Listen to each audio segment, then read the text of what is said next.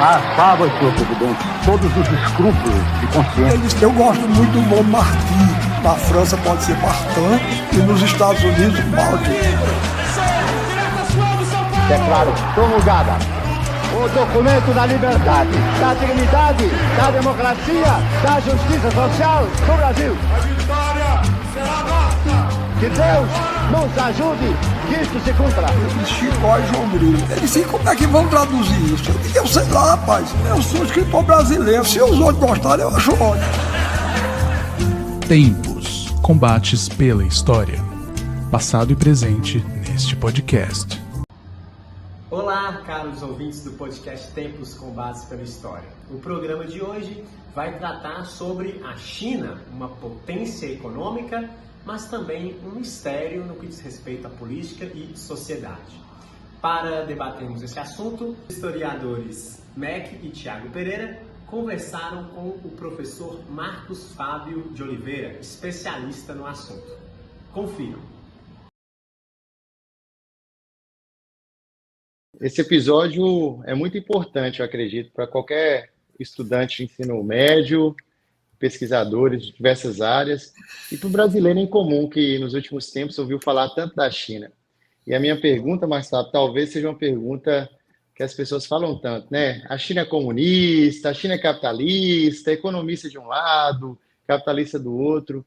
O que há de capitalismo, o que há de comunismo, né? A gente fala tanto da mão invisível do mercado, e essa mão musculosa e vermelha do Partido Comunista. Eu queria te ouvir nesse sentido, para desconstruir mesmo, né, esse senso comum. E que privilégio falar com você. Obrigado, Tiago, obrigado, Mac, obrigado, Chico, aí, pelo convite. Né? Não é nenhuma coisa nem outra, tá? A China é a China, tá? Eles se autodefinem como economia socialista de mercado. Ok? E você falou, o Estado chinês é gigantesco. Mas ao mesmo tempo é menor do que o brasileiro. Como assim?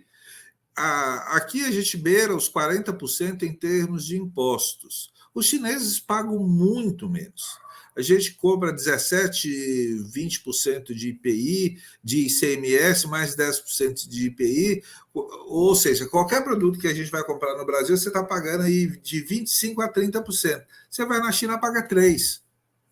Ou seja, então, nesse ponto de vista, eles são muito mais liberais, quase que uma escola austríaca, em termos de dar liberdade para os empreendedores gerarem caixa, gerarem dinheiro, gerarem investimentos, gerar emprego e renda.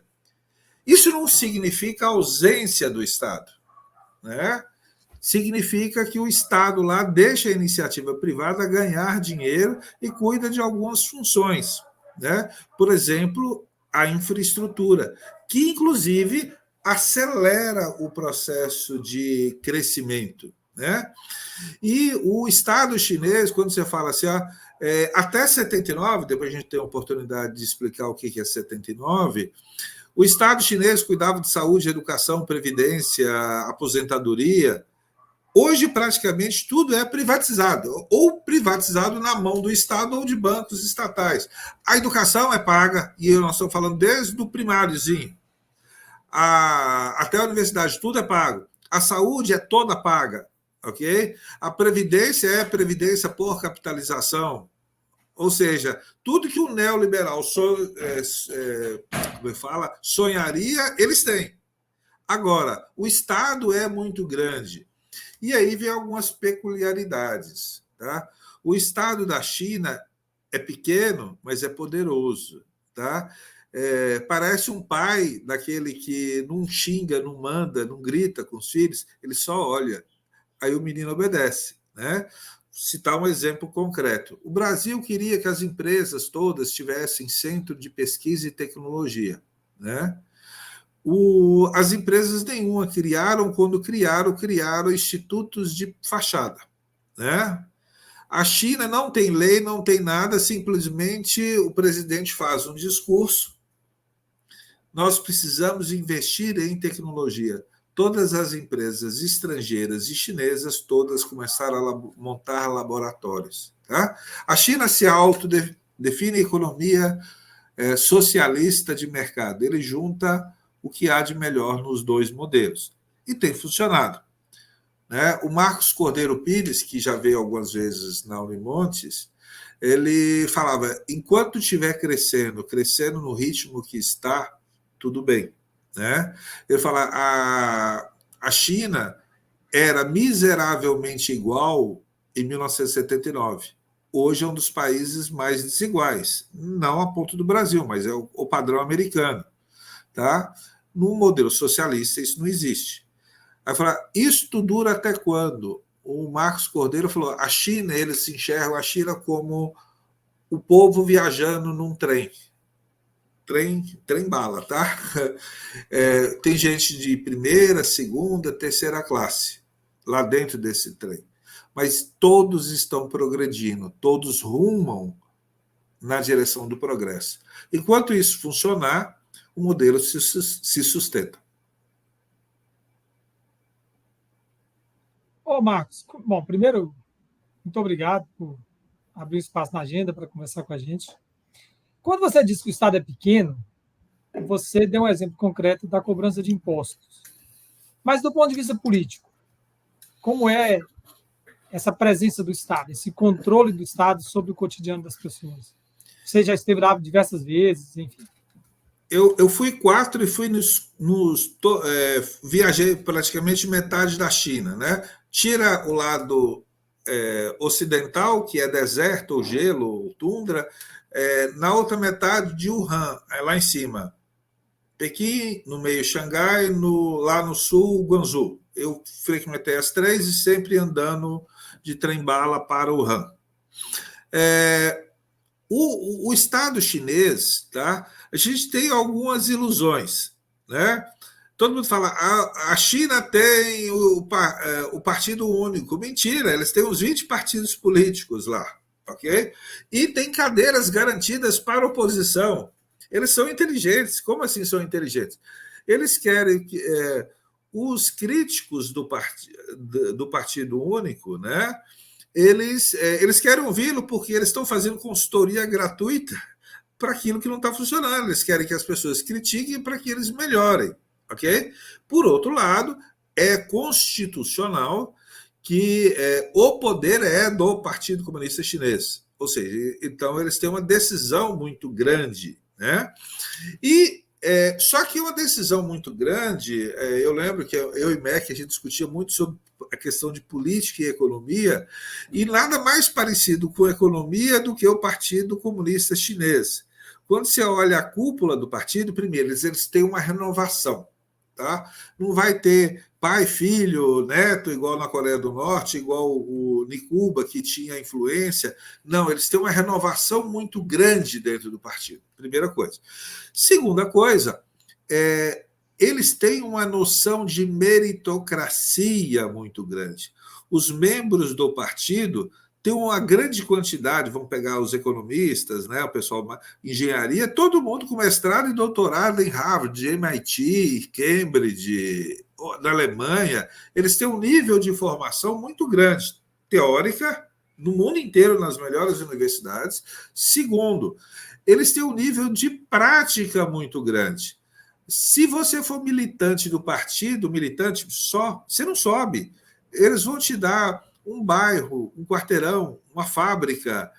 Você vai ter que demonstrar que sabe administrar com eficiência uma pequena prefeitura. Só daí que você sobe. Ou seja, você tem uma eficiência muito grande dos quadros do partido, você tem uma eficiência administrativa, econômica, social e política, você tem um nível de formação mundial, né, dos membros do partido. Ou seja, a ideia deles, para nós é estranha, tá? É uma elite meritocrática e com renovação. Renovação como? Renovação nas bases da sociedade. E para nós isso é estranho, só que a gente lembra que os mandarins, né, há 1.000, 2.000 anos, já eram recrutados e treinados assim. Né? Os governantes, eles eram recrutados nas famílias pobres, classe média, na China inteira, eram levados para Pequim, e as capitais anteriores faziam treinamentos, se transformavam funcionários de carreira de elite e serviam. Então, nós estamos falando 1.000, 2.000 anos que eles já fazem isso. Não é uma característica do Partido Comunista, é uma característica da China, né? Pré-república, no Império já tinha isso. O grande problema é que a nossa imagem sobre a China é de uma China pobre e miserável, né? Só que isso é um fenômeno do século XX, 1850, 1950, quando eles têm 59, quando têm independência. Eles definem esse período como o século da infâmia, né? Volta em 1850, antes da Guerra do Ópio. Por que teve a Guerra do Ópio? Porque os ingleses, já com 100 anos de Revolução Industrial, não conseguiam vender para a China, porque a China vendia, em 1850, tudo, vendia tudo de melhor e maior quantidade do que os ingleses pós-Revolução Industrial. Tá? Os ingleses só conseguiram vender droga para a China. E aí, gradativamente, destruíram essa China. Então a imagem que a gente tinha da China miserável, de fato, ficou nesse século da infâmia. Eles eram um povo empreendedor, comerciante, inovador tecnologicamente, tá? Que perdeu o bonde durante esse período de dominação, que eles chamam de dominação internacional. Marcos Fábio, te ouvindo, eu me recordei também de outros momentos que eu te ouvi, e me recordo também de uma palestra que eu vi lá em Portugal, que tudo eles estavam comprando, né? Que os portugueses navegaram, agora o caminho era inverso. E aí você falou uma coisa interessante um tempo atrás, e falou agora sobre a necessidade dessa elite ser técnica, né? Inclusive, à época você disse do próprio presidente, a figura do presidente, que é escolhida entre aqueles que são técnicos, com formação diferenciada. Eu queria te ouvir nesse sentido, de que maneira que essa parte técnica revela uma China que é desconhecida por vezes, né? Exato. E o poder na China, a gente tende a enxergar, e talvez isso se configure agora com o Xi Jinping, né? O poder na China era centralizado, mas dividido. Como assim? São vários níveis. Você começa de primeiro-ministro, depois presidente, o presidente não manda ainda, tem várias estruturas, até chegar secretário-geral do partido e, por fim, presidente da comissão militar do PC, né, do PC chinês. Ou seja, então, existem várias estruturas de poder. E quando você chegava no topo da máxima, você já tinha que começar a abandonar as posições intermediárias, perfeito? Então, eles tomam decisões muito colegiadas, tá? E muito planejadas, né? Tem os planos quinquenais, eles cumprem, para nós brasileiros, é uma surpresa, eles fazem planos, eles cumprem, né? E sempre superam, né? Não tem, não deu, não, o orçamento deu, eu planejei 100, eu vou ter lá 101, 102, 103, 105%, nunca 95%. Eles cumprem exatamente aquilo com sobra, né? Ou seja, não é só planejar tecnicamente, é executar tecnicamente e bem feito. Por que é bem feito, tá? Quando a gente olha a economia chinesa, onde isso é visível, tá? Os produtos chineses atingiram qualidade, de excelência. Eles estão competindo com os melhores do mundo, tá? E superaram, eles compraram grandes marcas, tá? Hoje competem em inteligência artificial, robótica, aeronáutica, computação com os americanos e europeus. Okay? Ô, Marcos Fábio, sinaliza aquele exemplo que você já deu sobre a Volvo na Alemanha, acho que é importante, né? A Volvo, eu acho que eles adquiriram. Compraram, acho que é um exemplo Não, prático. A Volvo é sueca, né? Era uma das... Sempre que a gente estudava Taylorismo, Fordismo, né? A gente discutia o volvismo, que era a produção em série flexível, era um grande modelo. Os chineses compraram a Volvo. Okay? Os chineses têm uma grande vantagem. Qual a grande vantagem? Tá? além do planejamento, além da estrutura, além do trabalho propriamente dito, né, eles têm uma coisa chamada escala, né? É 1 bilhão. Aí você fala assim, não, mas tem uma parte pobre da China, sim. A China tem 1 Eu bilhão. queria, me permite interromper, Marcos, para encaixar uma questão aí, quando você tocou na escala, e nos produtos chineses. Por que os chineses têm essa capacidade de concorrência, especialmente nos preços? E aí a minha pergunta é, sem prejudicar a resposta que você estava dando, eu quero aproveitá-la para encaixar outra pergunta, que é, por que os produtos chineses são mais baratos? É por causa da escala? É a tecnologia? Ou é a famosa mão de obra barata, semi-escrava? Como Vamos lá. Vou lá. Então, o grande segredo é escala e tecnologia. Tá? Escala e tecnologia. E saber mudar com o tempo. Ok? Começa com mão de obra barata e vai chegar na tecnologia de ponta. Se eu fugir da resposta, vocês me lembram para eu voltar nisso. A China tem uma escala, ela tem 1 bilhão e 500 mil pessoas. Aqui é gente pra caramba. Tá? Desses, vou lá, tem uns 30%, 40% que são muito ricos. Ok? E vai ter lá na outra extremo uns 300 milhões pobres. Ok? Que vivem nas periferias da zona rural, das áreas menos protegidas. Tal. Vamos lá. Olha só, 300 milhões de ricos é mais do que os Estados Unidos, que deve ter 250 milhões. Ok? Ou seja, eu tenho uma economia tão rica ou mais rica que os Estados Unidos e a Europa. Ou seja, então eu tenho escala de produção. O Brasil está estagnado aí com uns 2 a 3 milhões de automóveis. Ok? Ano. Algumas marcas chinesas produzem só 3 milhões só de um automóvel. Ou seja, se eu coloco numa linha de produção um que vai bater, né? Eu sou ferramenteiro também, né? Bater a prensa lá para produzir um carro, e 3 milhões eu não regulo, a produtividade é altíssima. Se toda hora eu faço o modelo, eu vou produzir em pequena escala. O custo de produção, tá, aumenta substancialmente. Tá? Muito bem. Mas isso não quer dizer, tá, que eu posso fazer com mão de obra barata. Não existe mão de obra barata. Mac leu muito Celso Furtado, e lá tinha umas discussões que eram meio anacrônicas, que falava assim, não, nós temos que usar uma indústria, mão de obra intensiva versus o modelo que era do PAEG, lá em 60, 70, ou do plano de metas, que era tecnologia. Né? Mão de obra, capital intensiva. Não existe essa escolha, porque o mundo avançado, produz com tecnologia avançada e, portanto, capital intensiva. Se você vai produzir com mão de obra intensiva, você vai produzir produtos quase que artesanais, no limite, com baixa tecnologia, baixa incorporação e, portanto, preço alto. E se você lembra, as pessoas, né? As pessoas, a gente se separa trabalhador, consumidor. Não, existem pessoas, existem papéis sociais diferentes. E a pessoa é trabalhador, né? E ele é consumidor. Ok?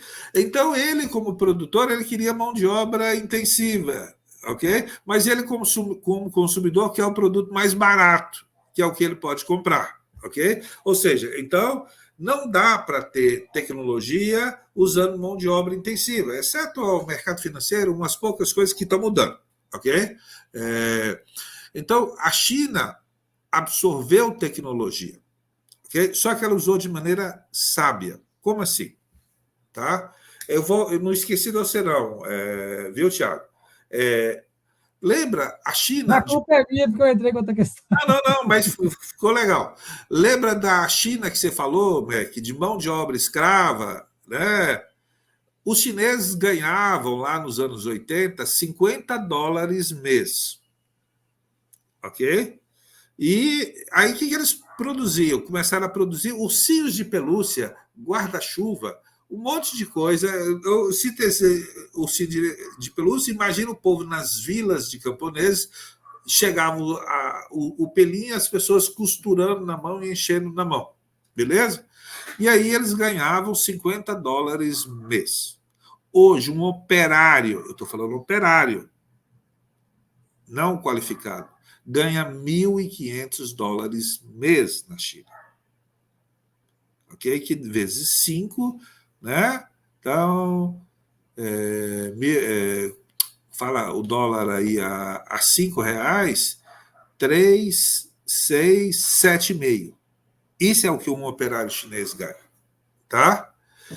Para que um operário chinês ganhe 7.500, se você trabalhar com professor, se você for no mercado financeiro, que eles são muito fortes, você ganha muito mais. Se você mora em Xangai, Pequim, você vai ganhar muito mais.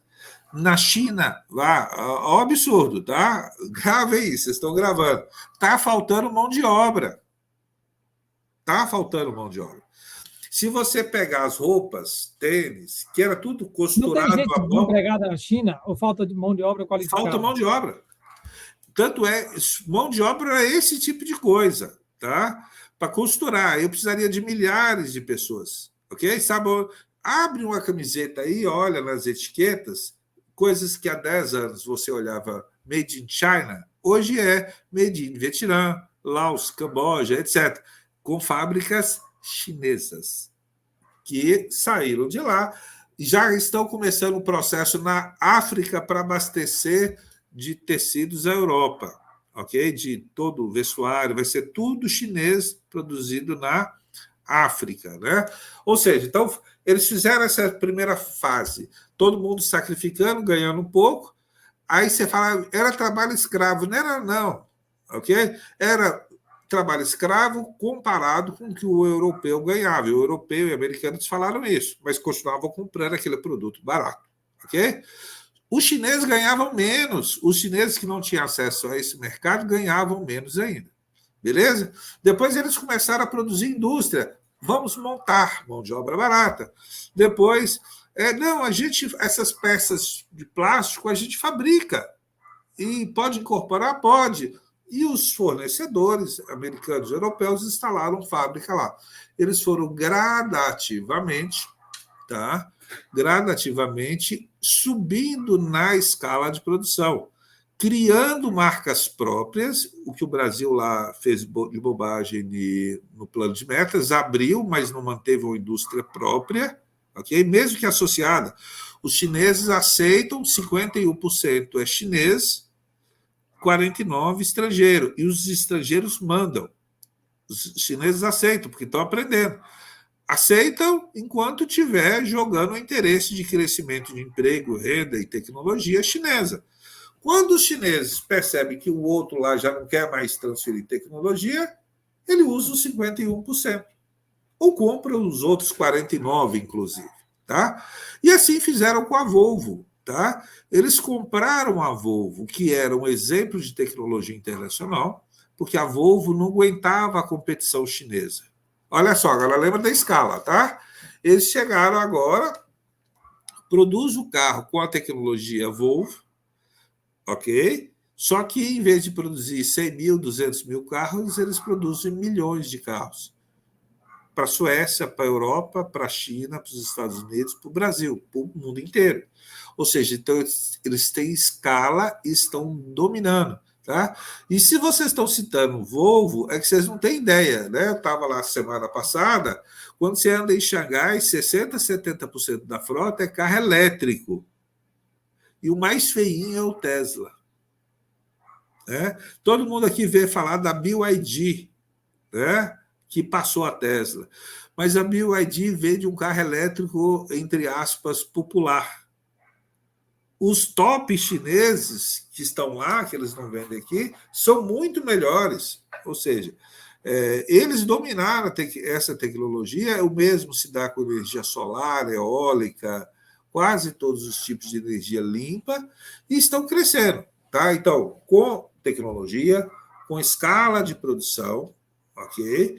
E eficiência da infraestrutura. Tá? A eficiência da infraestrutura aliada a baixos impostos fazem com que as empresas vão para lá e produzam lá. Tá?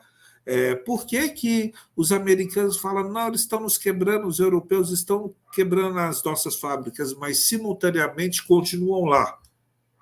Porque existe produção mais eficiente, mais barata. Lembra? O europeu quer que a empresa esteja lá, mas ela quer produto barato. Se ele proíbe as importações, se aumenta os impostos, o que acontece? O europeu, o cidadão europeu consumidor, vai reclamar e vai votar contra o governo. Ou seja, a economia pesa, e economia é o jogo da eficiência, que é o que os chineses têm conseguido fazer aí de maneira muito bem feita. Respondeu, Tiago? Respondido. E obrigado. Inclusive, te ouvindo, eu me recordei de 2 pontos que eu acho, né? O Elon Musk, por exemplo, ele falou, né? Quando estavam batendo muito nele lá, ele elogiou muito a China, que não tinha todos os entraves burocráticos que os próprios Estados Unidos possuíam.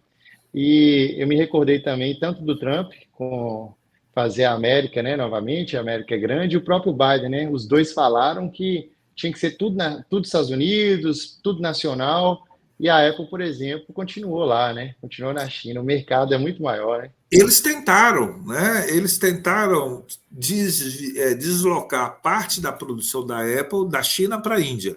E olha que a Índia é uma potência tecnológica. Não conseguiu, porque não tem as cadeias de produtiva montadas, ou seja, demoraria muitos anos. Segundo, voltando ao Elon Musk, né? Elon Musk, ele está pedindo proteção para a Tesla, porque acho que a Tesla não vai aguentar nos Estados Unidos e Europa a competição dos produtos chineses. Lembra? Escala, tecnologia e eficiência. E os americanos tentaram bloquear a China. Como? Através da tecnologia. E aí eu estou falando de microprocessadores, os famosinhos chips, né? Celular, equipamento eletrônico usava chip de 24. Alguns mais sofisticados, celular, produzem de 12. Depois, alguns já têm 8 e alguns já têm 6. Ok? Essa é uma tecnologia muito fina e muito controlada. Quem controla? Se eu não me engano, o nome é TMSC. É uma fábrica que usa muita tecnologia americana que está em Taiwan. É a maior do mundo. Okay? Depois tem algumas no Japão, um pouquinho nos Estados Unidos, um pouquinho na Europa. Okay? E na China. A China pegou e criou uma. Só que a China fazia de 24. Okay? E eles queriam bloquear a China de ter isso. E a Holanda está nesse processo produzindo a máquina pantográfica. É a máquina que desenha e prepara os chips. Ok? Aí queria proibir a Holanda de vender máquinas pantográficas de 12, de 8 para a China, etc, etc. Resultado.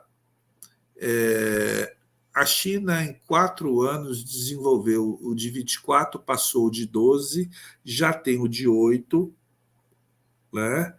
E parou de comprar dos americanos da TMSC, né? Tinha os japoneses também, que eles não queriam vender, eles pararam de comprar, aí eles começaram a produzir em larga escala. Ainda não é tão bom, não tem o de 6, não tem o de 8 bom, tá? Só que os produtores americanos, se eu não me engano, o número é esse, é o número meio, eles perderam 200 bilhões de dólares de vendas e falaram o seguinte: se continuarmos o boicote à China, dentro de 5 anos, não existirá nenhum outro fabricante de chip, exceto os chineses. Ou seja, se você não compra, você morre. Se você vende, continua a vender, não, por conta da escala. É fácil você boicotar alguém que não tem tecnologia. Ok? Se tivesse feito isso há 10, 20 anos, talvez funcionasse. Hoje não mais.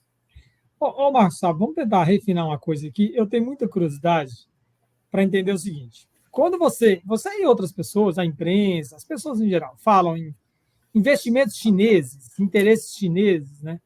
Nós estamos falando de qual capital? É o capital privado da China? É o capital do Estado chinês? Ou é o capital estrangeiro que está também na China? Deixa eu dar um exemplo, pegar um exemplo concreto. Nós estamos aqui no norte de Minas, onde se fala muito em investimentos chineses, né, de maneira genérica. Que investimentos são esses? Que capital é este, né? Dá para explicar isso? Dá sim. Antes disso, eu comentei com o Mac por que eu estudei China, né? A gente estava falando isso. Essa questão também é boa, né? Que você sempre estudou o norte de Minas, o Brasil. Por que você começou a estudar a China? Né? Eu falei, eu estudei China por conta do Brasil. Como assim, né? Me perguntaram no Unimontes isso, eu falei, por uma razão simples. Ou você vai ser funcionário de uma empresa chinesa, ou vai ser funcionário de uma empresa concorrente de uma empresa chinesa. Ou você vai exportar da China, ou você vai sofrer a concorrência, ou vai importar da China. Não existe isso. Eu falei que dentro de 20 anos estaríamos vivendo. Mentira, errei. Foi 10, foi metade o ritmo, né?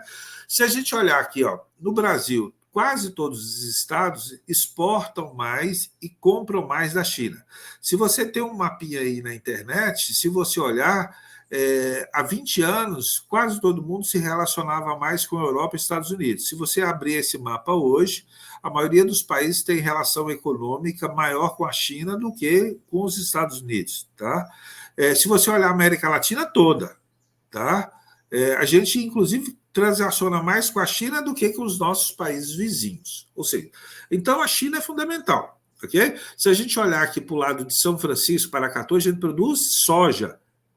Quem domina o mercado mundial? China.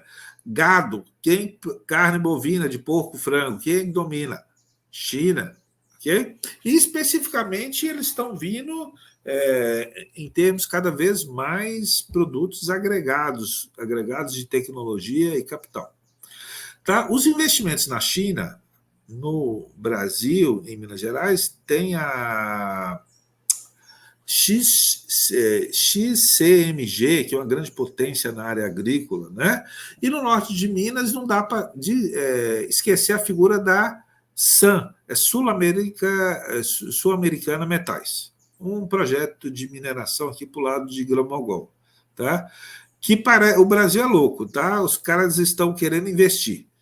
Mac, para você ter uma ideia, você estudou Sudene, tá? Se você pegar todos os investimentos feitos pela Sudene de 1959 até hoje, e aí nós estamos falando da infraestrutura de pavimentação, telefonia, energia elétrica, de todas as fábricas que se instalaram em Montes Claros em todas as cidades da região, de todos os projetos agropecuários, de todos os projetos de irrigação, todos. Se você somar tudo isso, não dá o investimento da ação.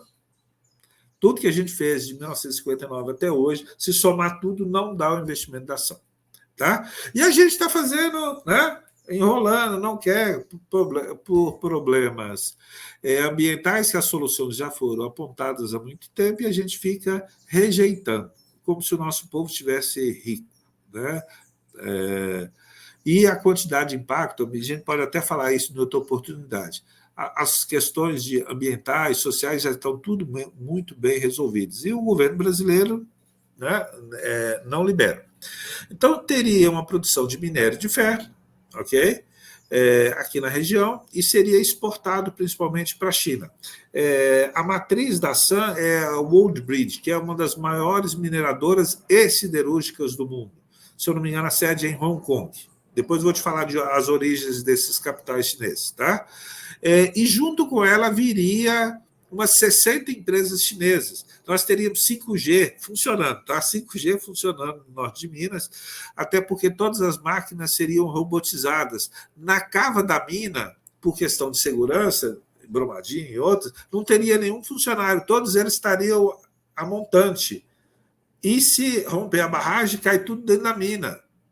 E você vai dirigir tudo como se estivesse num videogame, lá em cima, protegido numa sala com ar-condicionado confortável, e dentro da área da mina não teria um ser humano, tudo controlado por drone, robô, reconhecimento facial, ou seja, teria 60 empresas de alta tecnologia e performance aqui na região. Ou seja, e de onde que vem esse dinheiro? Tá? Os chineses são danados. Tá? Eu não sei se a Woodbridge tem sede lá em Hong Kong. Tá? Eles mantêm 2 sistemas, um país, 2 sistemas. tá? Tem moeda própria, tem sistema jurídico próprio, tem uma bolsa de valores própria que atrai dinheiro do mundo inteiro. Eles têm um sistema bancário muito forte, que é estatal e privado. Os bancos chineses, se você olhar a lista, há 20 anos, nenhum aparecia na lista dos mais. Hoje, se você abrir a lista dos maiores bancos do mundo, dos 20, pelo menos 15 são chineses. Dos bancos do mundo. Bancos seguradores, eles têm um sistema muito sólido e robusto. E eles aceitam o capital de qualquer lugar. Ou seja, você quer contribuir com o desenvolvimento da China, as portas estão abertas, venha participar do nosso mercado, venha. Eles querem dinheiro para acelerar o processo de acumulação capitalista, processo de geração de emprego e renda. Esta é a filosofia deles, ok? E a gente está acostumado com a dicotomia público e privado, ok? Muitas das empresas automobilísticas que competem dentro da China e competem na Europa, Estados Unidos, são estatais. Elas são estatais no sentido de elas pertencem à cidade de Xangai, elas pertencem à província de Jiangsu, que é onde a região próxima a Xangai. As fábricas, se eles cobram um pouco imposto, de onde eles tiram o dinheiro para fazer isso? Do lucro das empresas, que muitas vezes pertencem à prefeitura, à comuna, à província. Ou seja, o próprio Estado faz o papel de capitalista na medida em que é dono e controlador de várias empresas. E, simultaneamente, competem. Tá? Esquece o público e privado, que elas competem como empresas privadas no mercado chinês. E qual o critério? Qual o critério do econômico? É eficiência. Redução de custo, aumento da eficiência e melhoria da qualidade. As empresas estatais têm que seguir esse mesmo modelo. Tá? O grande problema é que a gente aprendeu a pensar no Brasil de dicotomia, é isso ou aquilo. Não. Eles pensam o que é melhor. Aí vale uma reflexão interessante. Um discurso dos segmentos mais liberais no Brasil e contrários e favoráveis à privatização é de que empresas públicas, estatais, são ineficientes, por natureza. O exemplo chinês está mostrando outra coisa, né? Ou aí a cultura chinesa que tem suas particularidades, ou o regime chinês que tem lá suas peculiaridades. Eu acho que é a peculiaridade do Brasil, né? Historicamente, as nossas estatais viraram cabides de emprego e fornecimento de favores e benécias para grupos, né? Os donos do poder, né? Os donos do poder não deixam mentir, né? E para mim a continuação do livro Os Donos do Poder é o capitalismo de laços, né? O Brasil não é um país capitalista. Todos os problemas que vamos fazer uma nota de rodapé bibliográfica aí nos Donos do Poder, você está citando Raimundo Faoro, né? Exato. E o novo livro aí é de quem? É do Lazzarini, que é um professor do INSPER. Capitalismo de laço. O Brasil não é, por critérios rigorosos, nós não somos capitalistas, tá? Nós somos um grande Estado, meio feudal, meio capitalista e patriarcal, que embolsa quase tudo. Feudal não, Max, por favor. Não, feudal no sentido... Não, feudal...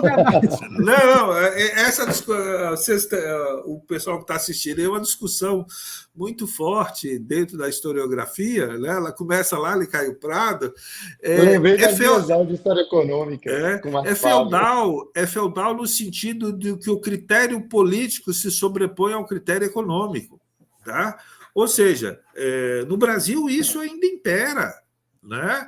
Ou seja, é melhor ser amigo do rei. É nesse sentido que é feudal. Ser amigo do rei pesa demais no Brasil. Enquanto se fôssemos capitalistas, tá? Não teríamos caso da Odebrecht, esse negócio da Petrobras, não teríamos isso, porque nós seríamos regidos pela eficiência. Né? Esse é o critério econômico capitalista. Tá? Lembrando que lá na Revolução Inglesa, né, os que ganharam a Revolução Inglesa, né, não é, ia falar Kulak, mas a gente, né, a baixa nobreza inglesa que fez a Revolução Gloriosa lá, eles não eram contra privilégio, desde que fosse para ele. O problema é, eu não posso dar privilégio para todos. Se eu não posso dar privilégio para todos, eles queriam ocupar o lugar. Não, a solução encontrada é: se eu não posso dar privilégio para todos, eu não dou para ninguém. E quem é que ganha? Quem for mais eficiente. Ou seja, eu tirei a decisão do campo político, né, e foi para o campo econômico. Aí, o Brasil não é um país capitalista. Os empresários sofrem que é uma barbaridade no Brasil. Né? Não, os trabalhadores sofrem bem menos, né? Sofrem também porque nós temos baixa produtividade. Ok? Não dá igual fazer. Esse não é um programa de debate, não é um programa de entrevista, senão... Não. Então vamos seguir. Então, eu vou entrevistar os dois depois do próximo episódio. Não. É a questão, voltando à questão da China, como é que eles melhoraram de $50 para $2.500, ok? $1.500 de um operário, e outros setores muito mais, aumentando a produção e produtividade. Como é que você faz isso? Ok? Priorizando a eficiência, priorizando a acumulação capitalista. Ok? O Estado não está ausente, tá? O Estado não está ausente, ele dá um suporte muito grande em termos de planejamento. O planejamento não impositivo, ele tem impositivo em alguns aspectos, mas ele é diretivo, ele está apontando os caminhos, e as empresas têm que correr atrás. Nesse sentido, eles são muito mais capitalistas do que a gente. Só para dar uma... Depois Mac coloca, eu passei para ele, eu orientei uma série de monografias nesse sentido, ok? A primeira da Sara Dantas, né? A pergunta que ela respondia: a China se desenvolveu como que partiu de um país pobre para um país de classe de renda média, que era na época da monografia, né? E agora de renda alta. Então, a primeira é como que a China se desenvolveu. A China se desenvolveu, e aí ela discorre todos os indicadores e estratégias do crescimento. Perfeito? E aí, Mac, junta essa questão do Estado, ok? Estado e setor privado, essa dicotomia, né? Aí, uma monografia da Gisele, né? Aí depois vocês colocam os links aí. A Gisele trabalha com o planejamento chinês, como o Estado chinês contribui para o desenvolvimento chinês, tá? Através principalmente demonstrando os planos quinquenais, que eu falei, para nossa surpresa, eles cumprem todos, né? E depois o Jadenir fez uma monografia explicando como a China cresce sob o ponto de vista do setor privado, como as privatizações, que não é privatização, como o aumento da participação privada, né, na economia chinesa, com uma maior liberdade econômica, fez com que a China se desenvolvesse enormemente. Então, ela está assentada nesses dois patamares, ok? E tem mais duas outras monografias, uma da Marcela Correia, que fala da relação com o exterior. Né? Se você perguntar chinês, ele vai falar: não somos imperialistas. Tá? Mas eles dominam mercados no exterior, eles seguem o padrão clássico, não no sentido negativo. Tá? Eles vão se relacionar com o exterior, vão levar capital, vão vender produtos, vão arrumar local de investir produtos, ou seja, eles estão seguindo esse modelo. Né? Eu falei, isso pode ser ruim e bom, dependendo do país que o recebe, como.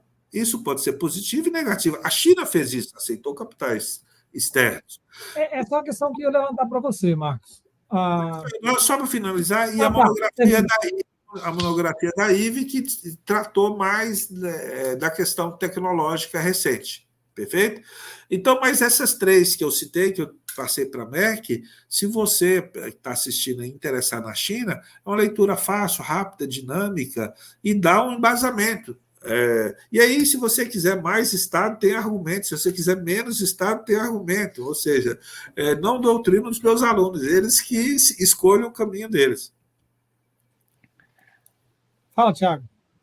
Eu estou mudo, Mac, não consigo falar. Não tá não, estou te ouvindo. Tá me ouvindo? Sim. Ouvindo? Tá me ouvindo, Mac? Estou te ouvindo, se quiser perguntar. É porque eu não estou ouvindo vocês, não. Está ouvindo? Faz assim para ver se Sim, estamos ouvindo, pode falar. Eu não estou ouvindo, mas vai ficar gravado. A minha pergunta, Marcos Fábio, é do ponto de vista cultural. A gente falou, por exemplo, o pessoal fala muito lá, voltando lá no comunismo, fala muito de Karl Marx, e às vezes esquece de elementos, por exemplo, como a questão de Confúcio, por exemplo, essa questão cultural que você já disse.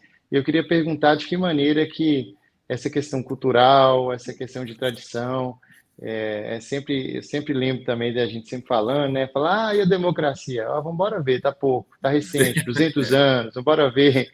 É que a gente pensa numa escala maior. Eu queria te perguntar nesse sentido, aspectos culturais e no caso, por exemplo, como de institutos, como o Instituto Confúcio também, como que a China ela quer chegar nos lugares, né? Eu me recordo que eu estava no Louvre tentando ver a Mona Lisa, só tinha chinês lá.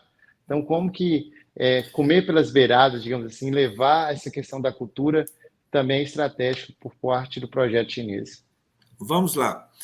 Isso aparece pouco, mas vai aparecer cada vez mais, ok? Nessa última visita à China, agora, que eu voltei semana passada, eu fui mais em galeria de artes, estúdios, arte, fotografia, pintura, tá?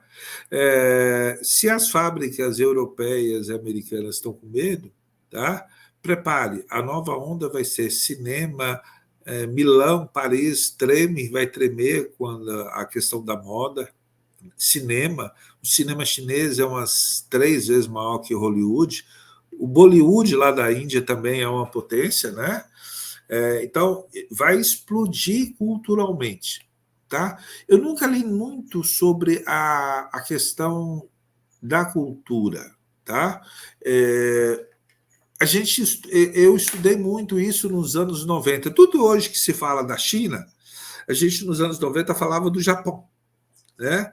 E o Japão dizia, né? O que eu estou falando aqui está com base na literatura sobre o Japão. Não li, até porque não era o meu foco de estudo na época, né?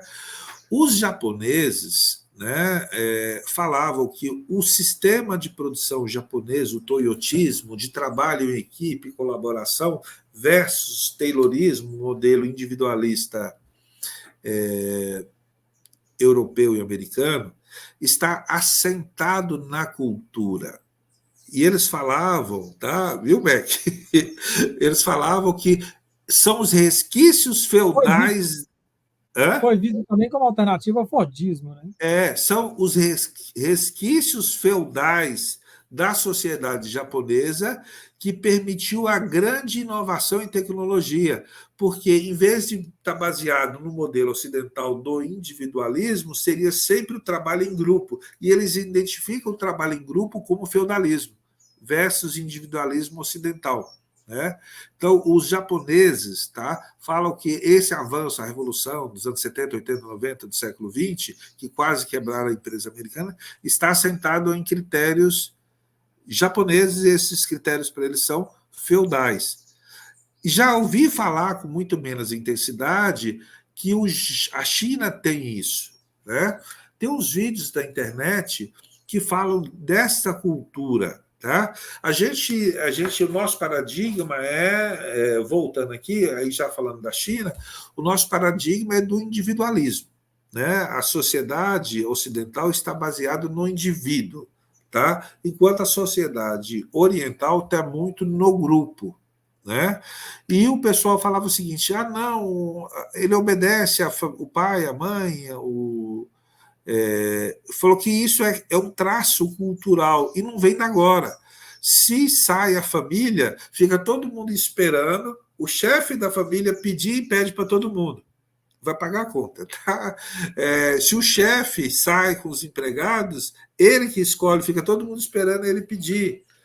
E falou assim: esse não é um traço agora, é um traço que já existia. Então, o grupo é mais importante. Tá? Então, tem esses aspectos. E lembrando que a China não era uma cultura pobre, tá? Eles tinham escrita antes da gente, eles tinham pólvora, eles tinham relógio mecânico, antes tinha astronomia, né? Mac estudou lá na USP, no corredor da Fefeleste, tinha os barcos do almirante chinês, né? Quando você olha as frotas espanhola, Santa Maria Pitinina, né? E olha lá os barcos chineses, né? Os barcos europeus desse tamanhozinho, os barcos chineses desse tamanhozinho. A frota nossa, Santa Maria e Pitinina, a gente sabe os nomes. Os barcos chineses tinham 500, 1.000 barcos, as frotas. Eles chegaram na África, chegaram a várias partes do mundo e falaram: o mundo é meio... Tem uma questão política interna lá na sucessão do imperador, o imperador morre, o filho que o sucede liquida o poder desse grande almirante, né? Mas a ideia era: o mundo é meio selvagem, não nos interessa, a gente produz mais e melhor tudo, então deixa quieto, entendeu? Então, esse aspecto cultural deles estava morto porque é subordinado à economia. Na medida em que a economia chinesa volta a ter protagonismo, o orgulho chinês volta, né? E os chineses estimulam, tá? A gente acha que chinês é tudo igual, tá? A gente fala lá, eles têm umas minorias lá de 200 milhões de pessoas. Tem aquela lá, Uyghur, né? Lá, a minoria Uyghur são muçulmanos, são 200 milhões. Né? Então, eles preservam a cultura, os traços de roupas, eles estão valorizando cada vez mais isso.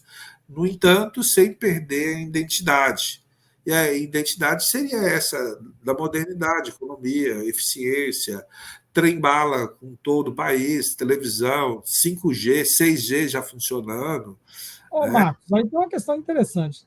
Se a China está aberta assim, do ponto de vista econômico e tecnológico, essa abertura também vai... Aí é um pouco de futurologia, né? Do plano cultural, como é que vai ser essa relação? Em que medida, né, esses valores ocidentais vão se chocar ou se harmonizar com essas tradições chinesas e vice-versa, né? Uma vez que ela também está cada vez mais presente no mundo, né?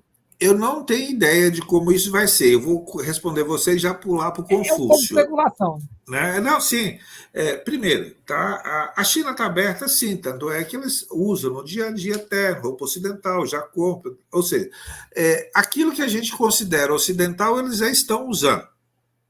Perfeito? Tá, mas tecnologia, né? Não, sim, mas em prol... Mas não outros valores. Não, as casas, os carros, as ruas, a urbanização, tem muita coisa que você andar lá, você vai achar legal. Te mandei um vídeo esses dias, né?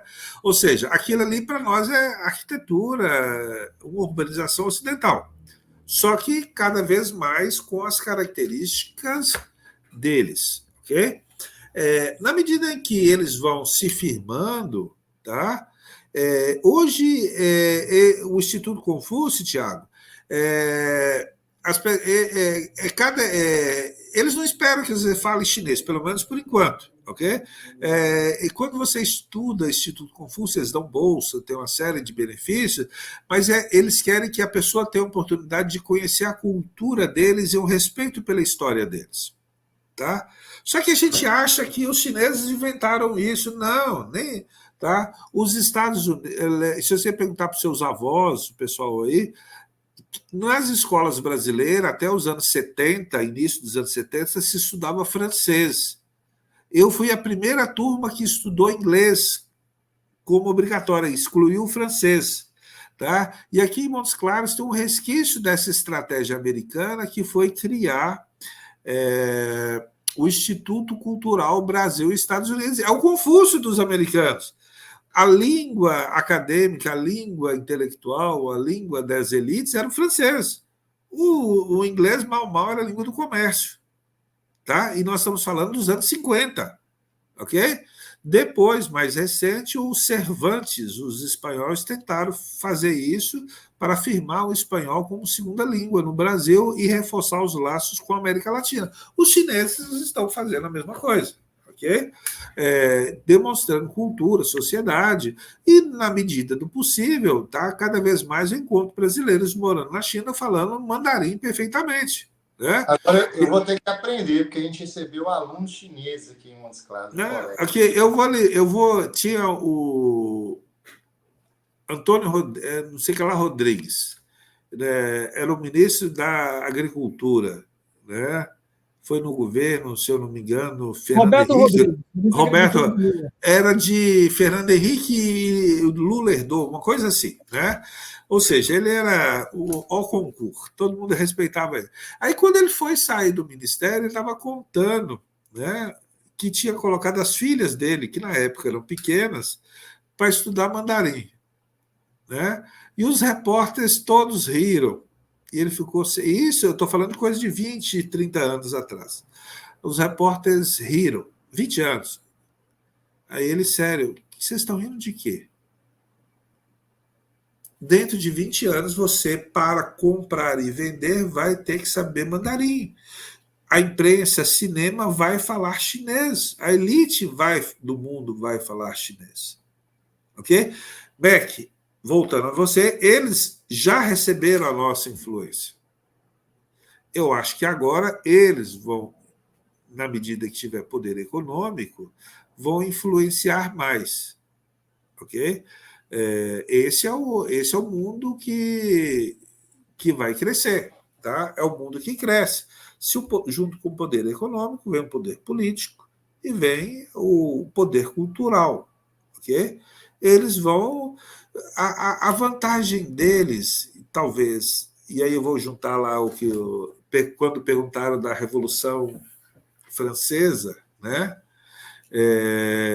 Foi um debate muito forte lá na USP quando da queda da Rússia, né? E quando teve a praça, o massacre lá da Praça Tiananmen, né? Da Praça Celestial. E aí, lá na USP, o pessoal queria dar um aperto no embaixador chinês, que um debate lá na FEFELESH, e perguntando, eles estavam falando sobre a Revolução Francesa, né, que estava lá aos 200 anos, e a pessoa queria pegar o chinês puxando Revolução Francesa e democracia, a separação dos poderes, né, e chegando à democracia. E deu um aperto no chinês. O chinês nem piscou, ficou impassível. E a resposta dele vale muito para a economia e para a questão da cultura de hoje, que é a seguinte. Falou assim, olha, a Revolução Francesa foi um movimento muito importante na história da humanidade. Tão importante que a gente acompanha, a gente estuda muito isso e acompanha os seus efeitos. Só que um fenômeno cultural muito recente, tem apenas 200 anos. A nossa sociedade tem 5.000, pelo menos 1.000, 2.000 anos, tem um Estado estruturado. Nós vamos acompanhar essa questão da separação dos poderes, do tudo que a Revolução Francesa fez, vamos acompanhar de perto. Se der certo, a gente adota. Ou seja, quando? Aí vale, a economia é capitalista. Tá? Eles não estão com pressa dessa definição. Eles estão com pressa do bem-estar do seu povo. Né? Eles não vão importar questões teóricas que são nossas, os nossos problemas para eles. Eles querem resolver os problemas dos chineses, que é fome, aquela miséria que estão resolvendo. Tiraram 900 milhões de pessoas da pobreza através de práticas que para a gente não seriam inclusivas, usando práticas capitalistas, né? Ou seja, os problemas deles são esses. E aí, isso vale também para o outro lado, que eles falam, nós não queremos dominar o mundo nem impor a nossa cultura. Lógico que eu acho que eles vão acabar impondo gradativamente, mas eles não têm pressa disso, ok? A ideia é aquela ideia de império, tá? Que para nós é estranho, né? Você tem um país, uma nação, tudo identificado, né? Lembra dos persas, os impérios antigamente? Dentro de um império existiam vários reinos, várias línguas, várias culturas, e eles assimilavam isso. Né? O chinês não é o papel do império, né, unificado, mas a influência chinesa vai crescer. Eu acho que eles mantêm essa posição. Vão influenciar cada vez mais. Né? E, repito, a economia vai puxar a cultura, moda, cinema, arte, né? mas eles não têm pressa, ok? Porque o tempo deles, né? O tempo deles é longo, né? Para finalizar, que a gente está no horário, né? Recente teve uma crise lá na Índia, na fronteira, né? Acho que até a região perto da Caxemira, onde tem o confronto histórico entre China e Índia, mas teve um conflito lá e os chineses agora ainda vai ter guerra entre China e Índia. Eles fizeram a mesma solução que os chineses fizeram lá com Mao Tse-tung em 49, 50. Aconteceu o conflito. O que Mao pediu para fazer? Junta o histórico de todas as negociações sobre aquele ponto na fronteira que nós já tivemos com a Índia nos últimos 500 anos. Ou seja, uma escaramuça na fronteira, eles tinham um histórico de 500 anos de relatos de negociações. E foram lá, sentaram, os indianos devem ter feito exatamente o mesmo, tá? E fizeram acordo, o conflito continua, a fronteira continua tensa, mas não teve mais tiro, não teve mais mortes, tá? Ou seja, vocês dois são de história, eu fiz história no mestrado e doutorado, né? A ideia de tempo pesa, ok? Então, eles vão ter influência, repito, cada vez maior. Mas como vai ser essa influência, tá? Eles não têm pressa, porque o tempo deles é mais longo, né? Como diria Brodel, o tempo dele não chega a ser o tempo geológico, né? Nem cultural, mas o tempo deles é bem maior do que o nosso. Então, eles têm paciência. E graças à paciência, trabalho e eficiência, eles têm conseguido aí tudo que conseguiram nos últimos anos. O fato é que a China está a desafiar nossos conceitos, né? Isso fica muito claro, que a gente ouve você falando e ouve ou assiste outras pessoas que estudam a China, né? Parece que estamos diante de um objeto que realmente exige novas formulações. Tiago, você tem alguma questão final para Marcos Fábio? A gente pode caminhar para o final. Não, eu tenho a agradecer, aprendi muito, espero que as pessoas que nos escutam e nos assistem, né, em plataformas diferentes, também aprendam e conheçam as monografias que Marcos Fábio sugeriu. A gente também tem outras referências sobre a China, né? Assistam os vídeos, igual o Marcos Fábio falou, e a cultura chinesa está aí, né, para a gente aprender, para a gente refletir de maneira crítica. As empresas, as negociações também estão aí.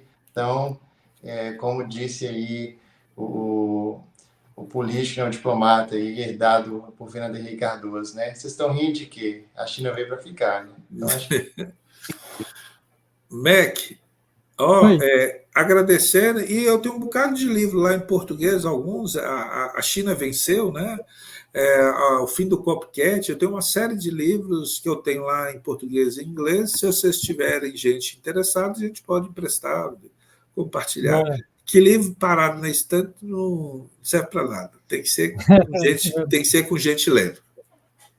Maravilha. Só explicando aqui, né? Chico teve um problema técnico, mas no próximo episódio vai estar com a gente. Então, muito obrigado, Marcos Fábio. Um grande abraço e até um próximo episódio. Sempre à disposição. Um abraço. Até mais. Até mais, pessoal. Até mais.